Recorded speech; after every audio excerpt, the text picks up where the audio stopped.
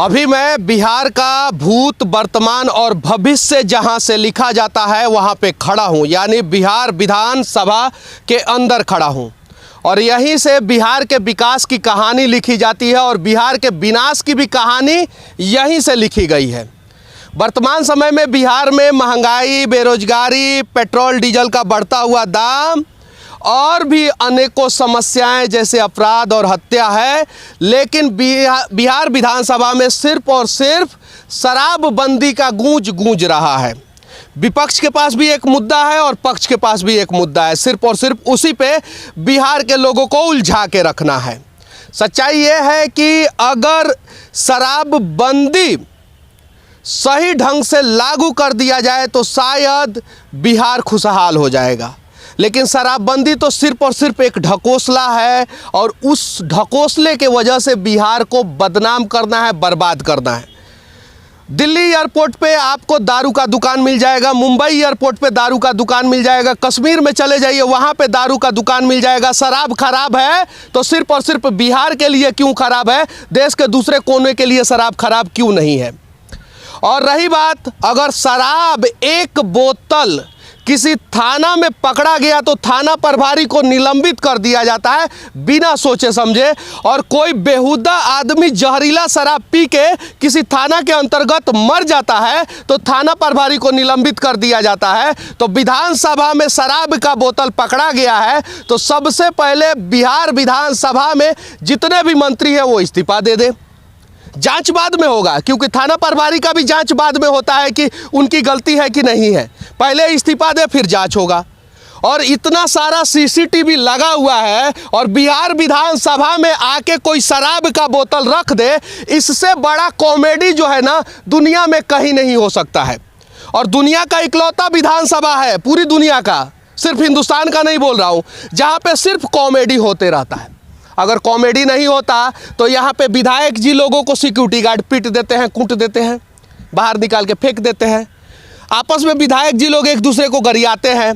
बिहार में प्लास्टिक बंद है, प्लास्टिक बिहार में बंद है, लेकिन इस विधानसभा के अंदर प्लास्टिक पकड़ा जाएगा। बिहार में गुटखा बंद है, लेकिन इस विधानसभा के अंदर विधायक जी लोग गुटखा खा के घुस जाते हैं। बिहार में शराब बंद है, हर दिन जितने भी विधायक एंट्री करते हैं और एग्जिट करते हैं सिर्फ और सिर्फ उनका ब्लड सैंपल ले लिया जाए कि कितने विधायक बिना शराब पिए विधानसभा में आते हैं। दूध का दूध, पानी का पानी हो जाएगा। लेकिन सच्चाई ये है कि बिहार में कहीं भी कुछ भी हो तो कुछ करने की ज़रूरत नहीं है। 2, 4, 10 पुलिस वालों को सस्पेंड कर दो, बस सारा का सारा अपराध जो है ऑटोमेटिक कंट्रोल हो जाएगा।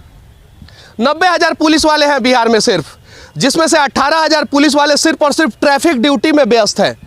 बाकी उसमें से 20,000 पुलिस वाले जो है वीआईपी के ड्यूटी में व्यस्त है। 40,000 के आसपास हो गया। 50,000 पुलिस वाले क्या पूरे बिहार के अपराध को कंट्रोल कर सकते हैं? नहीं। बिहार में 2.5 लाख पुलिस वालों की संख्या होनी चाहिए, उसमें से सिर्फ और सिर्फ 50,000। इसके वजह से हत्याएं बढ़ रही है, बैंक रॉबरी बढ़ रहा है। पिछले 3 महीना में सिर्फ 3 एटीएम चोरी हुआ है पूरे देश में, सिर्फ 3 एटीएम चोरी, और तीनों एटीएम जो है ना बिहार में ही चोरी हुआ है। अब जरा सोचिए, नीति आयोग के रिपोर्ट में बिहार सबसे फिसड्डी है, उस पर चर्चा करने का समय नहीं है। स्वास्थ्य व्यवस्था यहाँ का सबसे घटिया है, उस पर चर्चा करने का समय नहीं है। यहाँ के लोग कश्मीर में गोली खा रहे हैं, जबकि उन्हें पता है कि कश्मीर में जब हम जाएंगे तो हमें आतंकवादी गोली भी मार देंगे। फिर भी बिहार के लोग कश्मीर के बैट फैक्ट्रियों में काम करने जाते हैं और कश्मीर में माइनस टेम्परेचर रहता है तो सड़कों पे सो जाते हैं। उसके लिए चर्चा करने का समय नहीं है इसमें। विपक्ष के पास भी कोई मुद्दा नहीं है, ये बात सच है। अगर मुद्दा होता तो शायद विपक्ष आज सत्ता में बैठा होता। और सत्ताधारी पार्टी क्या कर रहे हैं पिछले 16 साल से बिहार का बच्चा बच्चा जानता है। सच्चाई ये है कि हम मीडिया वाले को निष्पक्ष होकर, ना विपक्ष ना पक्ष की तरफ खड़े हुए, बिहार की तरफ खड़े होकर सिर्फ और सिर्फ बिहार के समस्याओं पे चीखना होगा, चिल्लाना होगा, आवाज़ उठाना होगा। और जब तक इनके कानों में हमारी बातें नहीं गूंजे तब तक आवाज़ उठाना। मेटल डिटेक्टर मशीन लग सकता है कि कोई बम बारूद गोला लेके ना घुसे तो गेट पे ही एक सैंपल टेस्ट मशीन लग जाए कि कितने विधायक जी लोग घुस रहे हैं, उनका ब्लड निकालिए और सैंपल टेस्ट में भेजिए, पता चल जाएगा कि रजनीगंधा खाए हुए हैं कि दारू पिए हुए हैं। यहाँ के शिक्षा मंत्री, पूर्व शिक्षा मंत्री कृष्णनंदन प्रसाद वर्मा, जो दारू के बोतल के साथ फोटो वायरल हुआ, उनके ऊपर कोई कार्रवाई नहीं हुआ। और फ्री में बलि का बकरा ये पुलिस वाले बन जाते हैं फ्री में। सबसे आसान है इन लोगों को बलि का बकरा बनाना, सबसे आसान है। किसी भी थाना क्षेत्र में कहीं भी एक बोतल दारू मिल जाए, 2-4 पुलिस वालों को सस्पेंड कर दो, एक थाना प्रभारी को सस्पेंड कर दो, एक दरोगा को सस्पेंड कर दो, बस अपराध हो गया कंट्रोल, दारू तस्करी हो गई कंट्रोल। लेकिन अगर नीतीश कुमार जी 16 साल से इस राज्य के ईमानदार मुख्यमंत्री हैं और बिहार का विकास करना चाहते हैं, अच्छे ढंग से विकास करना चाहते हैं, तो विधानसभा में स्पीकर से आदेश लेने की जरूरत नहीं है। एक लेटर लिख के मोदी जी को भेज दे कि सीबीआई जांच हो कि पिछले 4 साल में कौन कौन बिहार में दारू की तस्करी करा रहा है। गोपालगंज बॉर्डर पे मैं गया था, मोहनिया बॉर्डर पे मैं गया था, झारखंड बॉर्डर गया से जो लगता है वहाँ पे मैं गया था, और मुझे पता है कि कौन कौन दारू की तस्करी कराता है। और वो सभी लोग जो बड़े तस्कर हैं वो कहीं नहीं तो कहीं सत्ताधारी पार्टी के नेता हैं, सभी लोग। एक बार जांच हो जाए फ्री में, कब तक बिहार के पुलिस वालों को बलि का बकरा बनाया जाएगा? कब तक थाना प्रभारी को सस्पेंड किया जाएगा? नौतन में जहरीला शराब पी के कुछ बेहुदा लोग मर गए, अब गलती किसकी? कहां से जहरीला शराब लाए, क्यों लाए, किस वजह से लाए? और थाना प्रभारी को सस्पेंड कर दिया गया। उसमें थाना प्रभारी की क्या गलती है? चलिए, थाना प्रभारी को सस्पेंड किया गया क्योंकि नौतन में जहरीला शराब पकड़ा गया, शराब पकड़ा गया।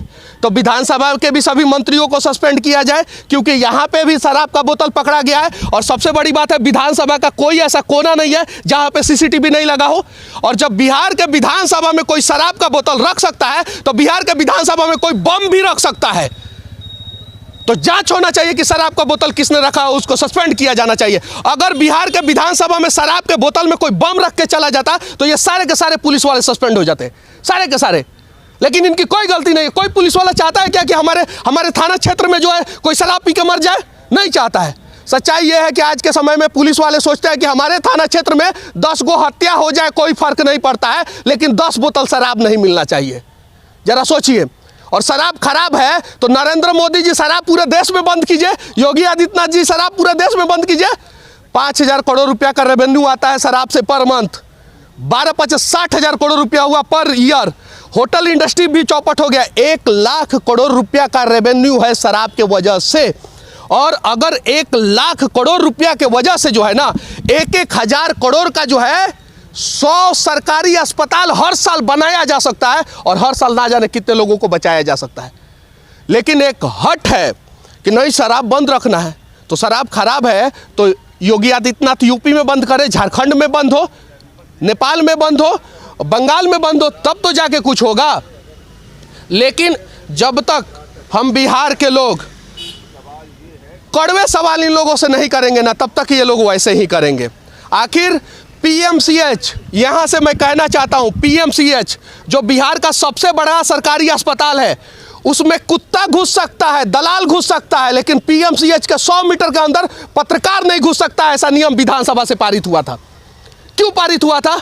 पीएमसीएच में हम लोग घुस के उसकी सच्चाई नहीं दिखा सकते। हर दिन 10 निर्दोष लोगों की मौत हो जाती है पीएमसीएच में। शराबबंदी के वजह से जो है उत्तर प्रदेश से ज़्यादा महंगा पेट्रोल और डीजल बिहार में है। शराबबंदी के वजह से जो स्टाम्प ड्यूटी होता है ज़मीनों का वो ज़्यादा महंगा है। बालू का रेट महंगा कर दिया गया यहाँ पे। क्यों किया गया? उसके लिए तो सबको भुगतना पड़ रहा है। जो शराब नहीं पीता उनको भी भुगतना पड़ रहा है। मैं उत्तर प्रदेश जाता हूँ, झारखंड में गाड़ी सस्ता मिलता है झारखंड में, इसलिए बिहार के लोग झारखंड नंबर इस्तेमाल करते हैं। और संसद भवन में जितना वीआईपी और बड़ी गाड़ियाँ होगा ना, वो आधे से अधिक जो है ना विधानसभा में वो झारखंड नंबर होगा। क्यों? क्योंकि 3 से 4 लाख रुपया सस्ता जो है फॉर्च्यूनर पड़ता है झारखंड में। और उसका सबसे बड़ा रीजन है कि जो शराब से टैक्स आने वाला था वो टैक्स नहीं आ रहा है, और उस टैक्स का भरपाया करने के लिए दूसरे जगहों से टैक्स लिया जा रहा है। अभी देखिए, बिहार विधानसभा के सभापति महोदय अंदर जा रहे हैं और लगातार विधायक महोदय लोग भी अंदर जा रहे हैं। ये बगहा के विधायक हैं और भी बहुत सारे लोग अंदर जा रहे हैं। हम चाहे तो इन लोगों से सवाल कर सकते हैं, लेकिन काहे लाख सवाल करेंगे? इन लोगों से क्या फ़ायदा है? कोनो फायदा नहीं है। अगर ये लोग सही काम किए होते तो हमको आके यहाँ चिल्लाना नहीं पड़ता। गलत काम कर रहे हैं तो इन लोगों से सवाल करने से कोई फ़ायदा नहीं है। अभी हम बिहार विधानसभा के गेट पे आ गए हैं और गेट से 100 मीटर की दूरी पे, एकदम 100 मीटर नाप के दिखाएंगे कि इन लोगों का विकास किस गति में और किस दिशा में जा रहा है। आइए, शहीदों के नाम पे एक शहीद बस स्टैंड बनाए हैं जिस पे कोई आदमी आता जाता नहीं है और बस स्टैंड शहीद हो गया है। कुछ दिन पहले यहाँ पे टाइल्स टूटा हुआ था, मैंने दिखाया था, टाइल्स लगा दिया गया है। कुछ दिन पहले ये पार्क गंदा था, मैंने दिखाया था, अब पार्क की साफ सफाई की जाती है। अब बस स्टैंड दिखाऊंगा इन लोगों को, यहाँ पे बगले में है, बगले में, कि किस प्रकार से यहाँ के अपने पक्ष और विपक्ष दोनों के, ऐसा नहीं है हम एक आदमी से नहीं सवाल करेंगे, हम करेंगे तो 243 में से 243 से सवाल करेंगे और उन लोगों को उनकी हकीकत दिखाएंगे। ये देखिए, यहाँ पे नाला ऊपर रोड, नीचे रोड, ऊपर नाला, नीचे की कहानी तो बिहार विधानसभा के पास भी है। चलिए, लेकिन फिर भी देखिए सुरक्षा में कितने सारे लोग लगे हुए हैं, आप देख सकते हैं। इतने लोग अगर सुरक्षा में बिहार के लग जाए ना तो बिहार में अपराध की घटनाएं खत्म हो जाएगी। और विधायक जी लोगों के पास तो ऐसे भी 4-4 को बाउंसर होता है, वो लोग अपना सुरक्षा खुद कर लेंगे। ये देखिए, ये विधानसभा से अभी हम लोग सिर्फ 20 मीटर की दूरी पे, और देखिए ये कंडीशन, ये जो है ना, ये इसमें भ्रष्टाचार हुआ है। इसमें HD कवर लगता है, HD हाई डेंसिटी वाला कवर लगता है, ये LD कवर है। विधानसभा के सामने, जो विधानसभा के सामने भ्रष्टाचार हो सकता है तो बिहार में कितना भ्रष्टाचार होगा आप सोच सकते हैं। ये देखिए, यहाँ पे कोई भी मोटरसाइकिल वाला गलती से इधर आया तो ऊपर चला जाएगा। ये विधानसभा का सामने वाला थाना है और ये पूरा हाईटेक होना चाहिए, पूरा इसका पूरा भवन सही ढंग से होना चाहिए। लेकिन देखिए कितना मजबूरी में रहते हैं लोग, पूरा गंदगी। अब पुलिस वाले आके ये गंदगी साफ करेंगे कि सफाई कर्मी को साफ करना चाहिए। देखिए, और बिहार विधानसभा के सामने जो है ना, ये देखिए ये लोग कितनी मजबूरी में रहते हैं। ये पूरा भवन चूता होगा, ये पूरा विधानसभा के सामने वाला पूरा भवन चूता होगा। ये लोग कोई नहीं कुछ बताएगा, मजबूर है, क्योंकि स्टेटमेंट अगर दिया तो सस्पेंड हो जाएगा। सही बात है ना। विधानसभा के सामने वाले थाने के बगल में जो है ये शौचालय बना हुआ है। ये देखिए, ये लेडीज और जेंट्स, इसका कोई इस्तेमाल नहीं होता है। ये देखिए, कोई इस्तेमाल नहीं होता है, सिर्फ और सिर्फ पैसा की बर्बादी है। आप देख सकते हैं, शायद 1-2 आदमी इस्तेमाल करता होगा। अब चलिए कमाल का चीज़ दिखाते हैं। ये विधानसभा के इस साइड वाला रोड है और रोड की स्थिति देखिए, थाने के बगल वाला रोड का स्थिति देखिए। ये विधानसभा से सिर्फ और सिर्फ 50 मीटर की दूरी पे आया हूँ और देखिए नाला का कंडीशन कैसा है। जब विधायक जी लोग जहाँ पे बैठते हैं बिहार के, वहाँ पे भ्रष्टाचार है, तो सोचिए बिहार में कितना भ्रष्टाचार होगा। थोड़ा और आगे आइए, और आगे आइए, और एक और कमाल का चीज़ मैं दिखाना चाहता हूँ आप लोगों को। देखिएगा, ये देखिए, ये सब चीज़ें जो है ना, ये बिहार विधानसभा के सामने की स्थिति दिखा रहा हूँ। अब इस प्रकार से रोड नीचे, नाला ऊपर, विधानसभा के सामने है, तो बिहार में तो खैर इतना ऊंचा रहता है। चलिए आइए, और भी दिखाने जा रहा हूं मैं। ये देखिए, इस कवर की जांच हो, इसमें वाइब्रेटर का इस्तेमाल नहीं किया गया है। वाइब्रेटर का इस्तेमाल होता तो एकदम कॉम्पैक्ट होता और सही ढंग से होता। आप देख सकते हैं, कोई भी सिविल इंजीनियर समझ सकता है। और इसको जब कवर के रूप में रख दिया जाता है तो ये चलना चाहिए 100 साल, तो 100 साल के जगह पे 1 साल में ये टें बोल देता है। विधानसभा के सामने की स्थिति दिखा रहा हूँ। और आइए, ये देखिए, नाला इधर से जा रहा है और कवर इधर से जा रहा है। अब देखिए विधानसभा की स्थिति दिखा रहा हूँ। और आइए, ये देखिए, ये विधानसभा का जो बस स्टैंड है, विधानसभा का, बिहार विधानसभा का इकलौता बस स्टैंड। देखिए, पहले देखिए ये चीज़ें, ये सामने जो है विधानसभा है, सामने विधानसभा है। विधानसभा से 100 मीटर की दूरी पे ये बस स्टैंड है। ये देखिए, और बस स्टैंड का नाम क्या है पहले दिखा देता हूँ आपको। ये देखिए, ये बस स्टैंड है शहीद स्मारक बस स्टैंड। क्या नाम है? शहीद स्मारक बस स्टैंड। शहीदों के नाम पे बनाया गया बस स्टैंड को ही बिहार के नेता ने शहीद कर दिया। जरा सोचिए, शहीदों के नाम पे बनाया गया है, रूट नंबर नहीं है, किधर से बस आएगा किधर से नहीं आएगा कोई गारंटी नहीं है। शहीद स्मारक के पास बनाया गया। पटना कॉरपोरेशन का मोहर लगा हुआ है और BUIDC का मोहर लगा हुआ है, BUSTSL का मोहर लगा हुआ है। और देखिए, शहीद स्मारक के पास बना हुआ बस स्टैंड शहीद हो गया। जरा सोचिए, इन सब चीज़ों पे चर्चा करने का समय है किसी के पास? नहीं है। पटना में जितना इस प्रकार से बस स्टैंड बना है, उसका कितना % इस्तेमाल होता है? पूरे पटना में बना हुआ है, आप देख सकते हैं। 1% बस स्टैंड का इस्तेमाल नहीं होता है। बस स्टैंड के सामने कितनी गाड़ियां रुकती है, एक भी गाड़ियां बस स्टैंड के सामने नहीं रुकती है, तो फिर बस स्टैंड बनाया क्यों गया? इसका पैसा जो है हॉस्पिटल में भेजा गया रहता, स्कूलों में भेजा गया रहता, कॉलेजों में भेजा गया रहता, तो शायद बिहार का विकास होता।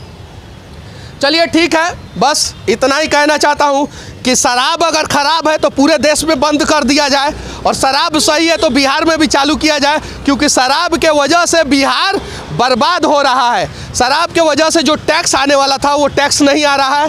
होटल इंडस्ट्री चौपट हो गया, 6 लाख लोगों का रोजगार चौपट हो गया। उसके अलावा हर साल 1 लाख करोड़ रुपया का नुकसान हो रहा है। अगर मैं गलत बोल रहा हूँ तो मुझे जेल में डाल दिया जाए, लेकिन उसके पहले जांच कराया जाए कि शराब की वजह से कितना नुकसान हो रहा है और कितना विकास हो सकता था।